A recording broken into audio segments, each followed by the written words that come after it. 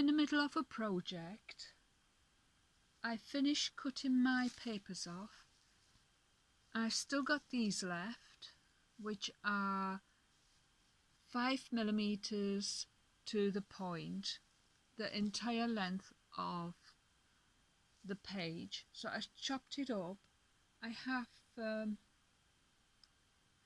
made some beads with some of them. They look a little bit like melons, which are lovely, but it's these I've been making.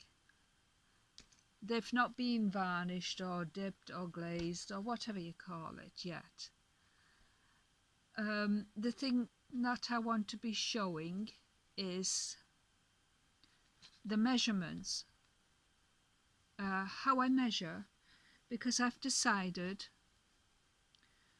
to, these beads, they're 10mm to 5mm,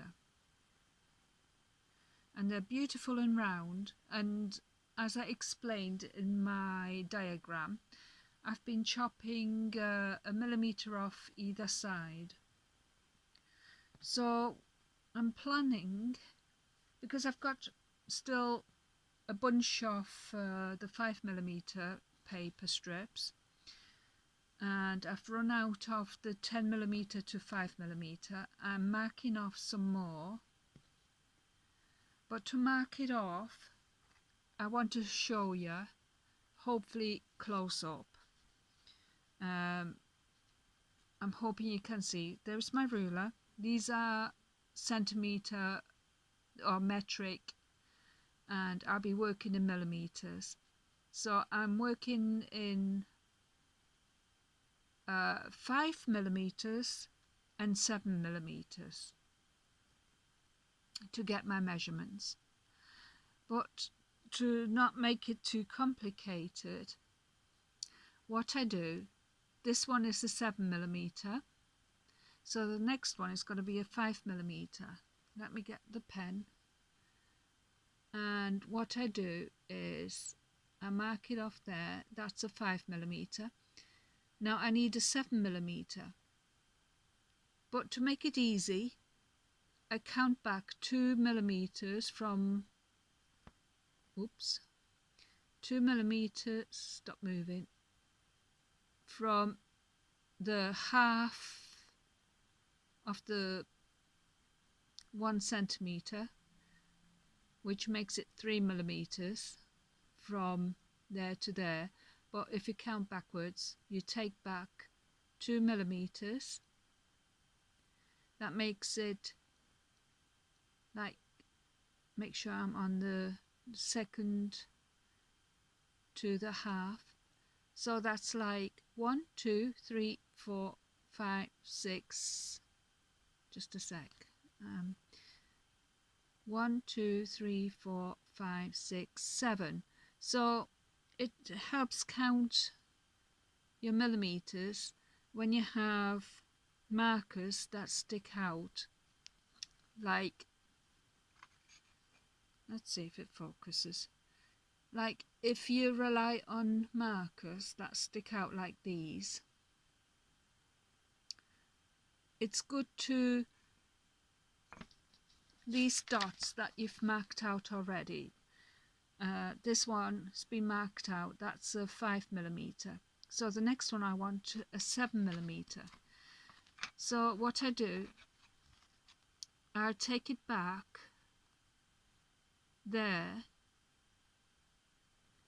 I'll just put the paper down there, and then if I am there, let's see, is it for, if I am there with my point, I want to mark the next one off here, because it helps to eyeball it better every time you mark it off. Like, where's the dot? You want to be able to see. For instance, that's the second to this marker. So I'm going to go to the, these are each 5mm. So that's a 7mm now. and then I want another 5. Now I want another 7. So what I do is I move 2 digits back,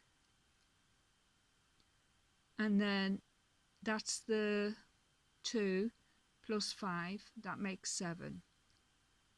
And then I need another 5, and then I move 2 digits back and then mark it off for the 7, because I rely on these markers there, every 5th marker, so I know where I'm going with it. Okay, and then I need 5 again, and then I want the 7, so I'm pulling it back 2, and then I mark it off here because I can eyeball it better with these longer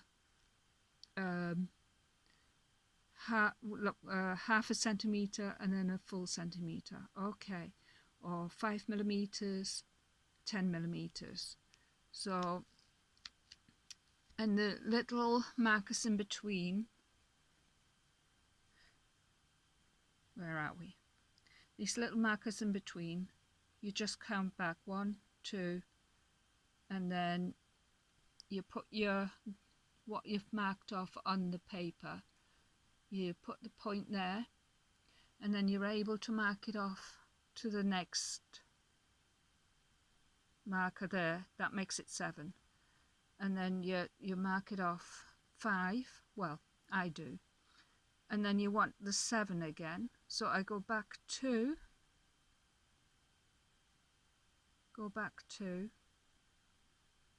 1, 2, and then I go there, and then I'll have my 7 again. Okay, so I'm just showing you how I'm marking off without it becoming too complicated. And the same applies if you want to mark off 8. You've got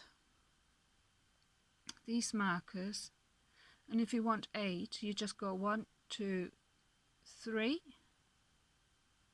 plus 5, that makes 8. And wherever you mark off, you put you count back 3 off the halfway, keeps focusing in and out, off the halfway, and then you go all the way to the next marker, and then that's your 8. And the same with 9. If you marked off your last marker on your paper, if you want 9, like this is 10 millimeters, you go back just 1 to the marker, to one of those, okay, and you stick it on that, and then the next one you mark it off there. I mean, I don't want 9, but I'm just showing you. You just move the paper, it's easier than the ruler. You go there with your marker, and then you go there with your next mark, and that makes it 9 millimeter. So that's the way I'm marking off to measure my beads. And then I'll turn it around, and obviously you do the same but the opposite, because you want one side, I want one side to be 7 millimeters and going down to 5 millimeters. So you keep going the same way, but making sure you've got, you know, your beads going narrow and wider when you're cutting your strips. So I just thought I'd share that with you. I hope you could understand and see what I was talking about, and I hope it helped. Right, I'll carry on. Thank you so much. Bye for now.